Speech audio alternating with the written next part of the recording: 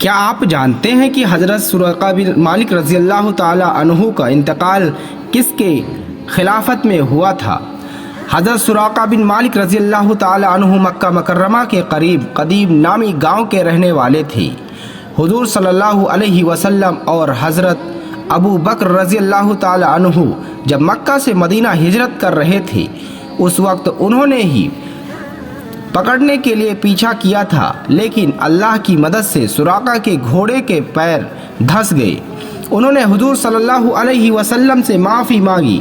آپ صلی اللہ علیہ وسلم نے معاف کر دیا اور فرمایا، اس وقت تمہارا کیا حال ہوگا جب تم کسریٰ کے کنگن پہنو گے۔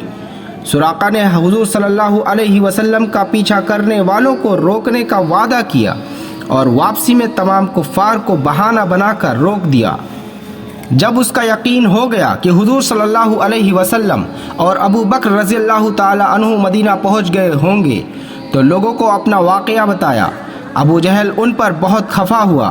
حضرت سراقہ ایک اچھے شاعر تھے، برچستہ انہوں نے شاعر میں جواب دیا کہ اے ابو جہل، اگر تو میری جگہ ہوتا تو تجھے معلوم ہو جاتا کہ محمد صلی اللہ علیہ وسلم ایک سچے رسول ہیں جن کے پاس کھلی ہوئی نشانی ہے، ان کی برابری کون کر سکتا ہے۔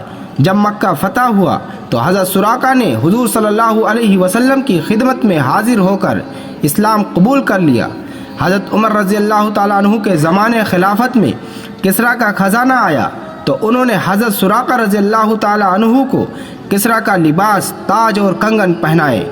یہ دیکھ کر مسلمانوں نے اللہ اکبر کی آواز لگائی اور کہا کہ آج حضور صلی اللہ علیہ وسلم کی پیشین گوئی ہو بہو پوری ہوئی۔ حضرت سراقہ رضی اللہ تعالیٰ عنہ کا انتقال حضرت عثمان رضی اللہ تعالیٰ عنہ کے خلافت میں 24 ہجری میں ہوا۔ اگر ہماری ویڈیو آپ کو پسند آئی ہو تو لائک اور شیئر کریں اور ہمیں سبسکرائب کرنا نہ بھولیں۔